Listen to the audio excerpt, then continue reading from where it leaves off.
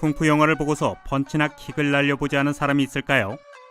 이건 비밀이지만 전 아직도 쿵푸 동작을 따라해본답니다. 하지만 성룡조차도 소림사 승려처럼 놀라울 수는 없습니다.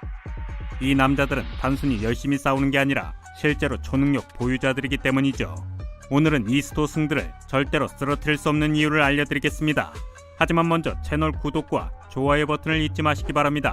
이것이야말로 절대 깨질 수 없는 소림사의 전통이니까요. 가장 먼저 알아야 할 것은 이 스도승들의 가장 큰 비밀은 그야말로 심신을 철저하게 단련한다는 것입니다. 마법 같은 게 아닙니다. 소림사 승려들의 주요 무기는 바로 손입니다. 이들은 손을 혹독하게 훈련하죠. 믿을 수 없을 만큼의 지구력을 기르기 위해 손의 감각이 느껴지지 않을 때까지 얼음처럼 차가운 물에 주먹질을 합니다. 그리고 나서 메인 운동으로 넘어가는데 쇳가루로 가득 찬 주머니를 주먹으로 때리는 연습을 하죠. 이것은 가장 인기 있는 소림사의 기회 중 하나인 철사장입니다. 길고 고단한 훈련을 마치면 손은 무쇠와같이 변하고 맨손으로 벽돌을 부수는 것은 식은 죽 먹기에 불과합니다. 이 기술을 연마한 사람은 손가락만으로 나무판에 못을 박았다가 다시 뽑아낼 수가 있습니다. 먼저 숙련된 스도승이 이와 같은 기술을 수행하는 것과 수련승이 이를 따라하는 것을 비교해보죠. 이들은 무쇠와 같은 손을 가지고 있을 뿐만 아니라 두 개의 손가락만으로 벽돌을 산산조각 낼 수 있습니다. 소림사의 제자들은 어릴 때부터 나무를 치는 훈련으로 손가락을 단련합니다. 나무 껍질 사이로 움푹 들어간 곳이 보이시나요? 이 자국은 딱따구리의 작품이 아니라 스도승들이 계속해서 철저하게 손가락 훈련 연습을 한 증거입니다. 오랜 훈련을 거친 후에야 마침내 손가락 끝에 신경은 죽어버리고 손가락은 망치처럼 단단하게 변하는 것입니다. 스도승의 손은 무엇이든 파괴할 수 있는 능력을 가지고 있을 뿐만 아니라 몸 전체가 무기가 됩니다. 의지력과 호흡 그리고 힘을 기르는 훈련은 금광불개라는 기술 덕분에 사람의 몸이 순수한 강철로 바뀔 수 있는 것이죠. 훈련하는 동안 스도승들은 실제로 서로의 근육을 엄청난 힘으로 곧바로 강타하여 근육을 더욱 단련하고 강화하는 훈련을 합니다. 이러한 기술 덕분에 스도승에게 유효한 타격을 가하는 것은 사실상 불가능한 것입니다. 이 모든 것은 강해지고 싶다고 해서 보디빌더처럼 보일 필요가 없다는 사실을 보여줍니다. 이 남자의 몸은 근육질은 아니지만 막대기는 강철과 같은 복근에 부딪혀 산산조각이 나고 맙니다. 금광불개의 연습을 위한 기술 중 하나는 창 위에서 균형을 잡고 누워있는 것입니다. 이 훈련은 스도승의 몸에 관통상을 내지 못하게 할 뿐만 아니라 인내력과 균형 감각을 연마하도록 해줍니다. 스도승들은 벽에 머리를 박는 훈련으로 머리를 단련합니다. 이 훈련은 수년에 걸쳐 매일 수행되며 시간이 흐르면 머리로 손쉽게 물건을 파괴할 수 있게 되죠. I'm not Ironhead. He is, you see. Ironhead. 걱정 마세요. 이 장면은 목을 단련하는 훈련이니까요. 네, 스도승들은 인체에서 가장 취약한 부분 중 하나인 목마저도 강화하기 위한 훈련을 합니다. 이들은 목 부위가 단단해져서 더 이상 고통을 느끼지 못하고 어떠한 타격도 견딜 수 있게 될 때까지 딱딱한 물체로 목을 가격합니다. 굉장히 날카로운 물건을 이용해 가장 강한 힘으로 찔러도 스도승의 무쇠목은 뚫을 수가 없습니다. 오히려 이들의 목과 만난 물건들이 구부러지고 말죠. 지금까지 언급한 모든 기술의 토대는 바로 유연성입니다. 스도승들은 어릴 때부터 유연성을 위한 훈련을 하죠. 이제 소림사의 기본적인 운동을 보여드리겠습니다. 이들은 유연성은 물론이고 온몸의 근육을 단련합니다. 이러한 자세를 유지하려면 근육 하나하나에 힘이 필요하기 때문입니다. 나이가 조금 더 차면 이들은 엄청난 스턴트 그 이상을 해낼 수가 있게 되며 타격을 가할 때 이 유연성을 사용할 수도 있을 것입니다. 균형 감각은 소림무술을 배우는 사람들에게는 중요한 영역입니다. 통나무 위에서 너무나 쉽게 다리 하나로 균형을 잡고 서 있는 이 어린 스도승들을 보시기 바랍니다. 균형 감각 훈련 시에는 스도승들이 머리와 어깨에 물이 가득 담긴 그릇을 올려놓고 불편한 자세를 취하는 운동도 병행합니다. 몇 시간 동안이나 이들은 같은 자세로 균형을 유지하며 그릇이 뒤집히지 않도록 해야만 하죠. 이 훈련에 익숙해지게 되면 그릇 대신에 돌로 연습을 합니다. 스도승들은 특정한 자세로 오랜 시간 버틸 수 있고 끝없는 인내심과 체력의 소유자들이기 때문에 균형 감각은 전투에서 항상 큰 도움을 줍니다. 원숭이와 같은 격투 방식에서는 균형이 특히나 중요한데 이러한 싸움에서는 막대기가 핵심적인 역할을 하기 때문입니다. 단 하나의 막대기로 균형을 잡는 소림사 고수는 원숭이처럼 움직여야 합니다. 민첩하고 날렵해야 하며 적에게 반격할 기회를 주지 않으면서도 계속해서 적을 공격해야만 하는 것입니다. 이런 훈련을 보고 나면 누구나 쿵푸를 정복할 수 있다고 생각하기 힘들겠죠. 하지만 비키니를 입은 이 미녀들을 보세요. 이들은 소림사 고수들의 가르침을 받고 있습니다. 여러분은 지금 중국 래프팅 명소에서 온 여신 구조대 팀을 보고 있습니다. 팀에 들어가기 위해 이 소녀들은 비키니를 입어야 할 뿐만 아니라 소림식 싸움까지 몸소 익혀야 합니다.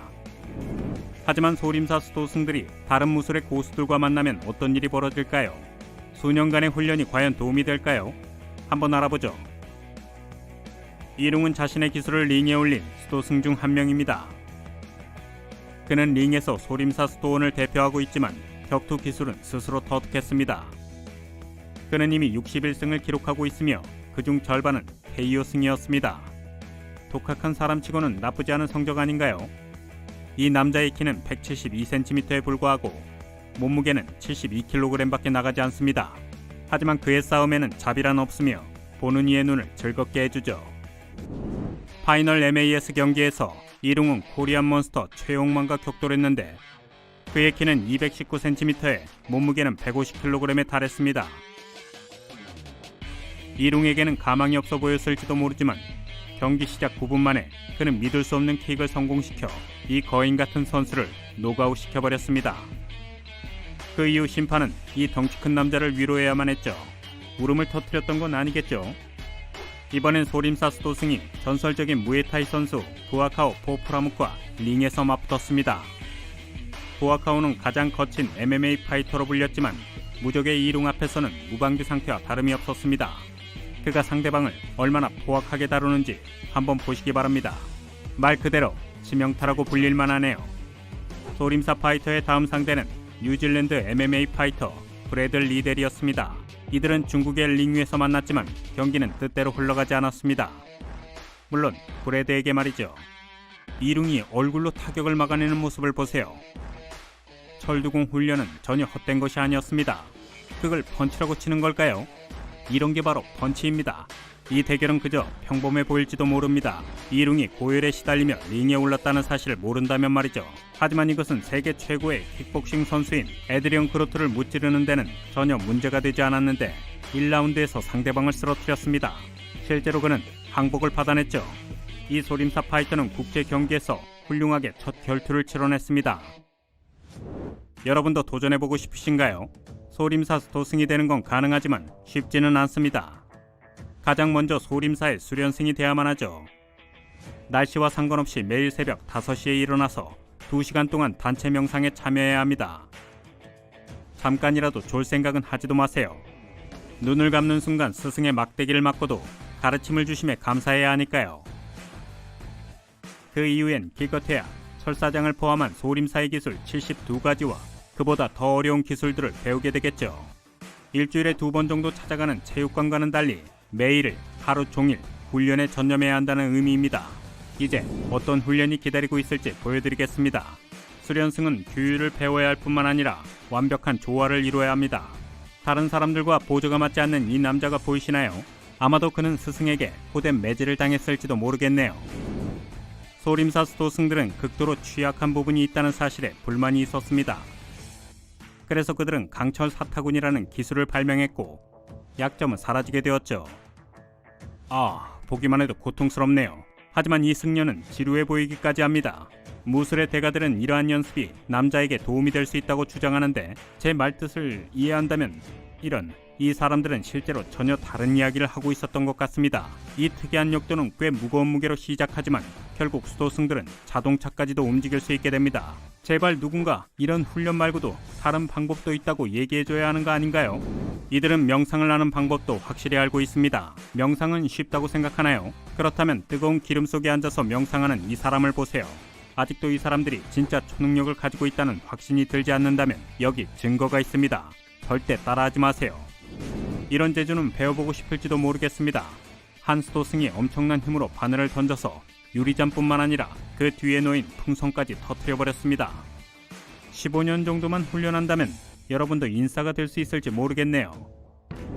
이렇게 오랜 준비 과정을 거치면 여러분은 손가락을 갈고 닦아서 금강지랑 기술을 터득하게 될 것입니다. 심즈 게임에서만 가능한 일이라고 생각하셨나요? 고된 훈련을 통해 여러분도 3개, 2개 또는 1개의 손가락으로 버티고 서는 법을 배울 수 있습니다. 전 세계적으로 10명만이 이런 일을 해낼 수 있죠. 11번째 고수가 되고 싶으신가요? 네, 스토승들은 그저 평범한 방식대로 하는 일에는 관심이 없는 것 같습니다. 그래서 그들이 가파른 절벽에서 훈련하는 것을 좋아하는 것이겠죠. 이들에게는 그저 아침 조깅을 위한 한 방법일 뿐입니다. 하지만 머지않아 왔던 길을 다시 내려가야 합니다. 그러기 위해선 사다리를 사용하거나 네 발로 질주하면 됩니다. 이것은 미끄러지는 뱀이라고 알려진 기술입니다. 이미 짐작하셨겠지만 스토승들의 반려동물은 결코 평범하지 않은데 스토원에서 이들이 기르고 있는 것은 작고 귀여운 고양이가 아니라 진짜 호랑이입니다. 소림사 고수들은 호랑이를 말 그대로 새끼 고양이처럼 보살피고 있습니다. 이 덩치 큰 고양이들은 전혀 공격적이지 않은데 이들이 소림사의 리듬에 맞춰 살아가기 때문입니다. 아침이면 매우 활동적이지만 저녁이 되면 작고 게으른 귀염둥이로 변해버리죠. 호랑이가 골골거리는 소리를 듣는 것만으로도 소림사의 모든 시련들은 겪어볼 가치가 있을 것 같네요. 자, 이제 어떤 기술이 가장 인상적으로 마음에 남았나요? 댓글로 알려주세요. 금강직권을 마스터하기 위한 첫 번째 단계는 좋아요 버튼을 클릭하는 것이라고 하니 지금 눌러주세요. 그럼 다음 영상에서 뵙겠습니다.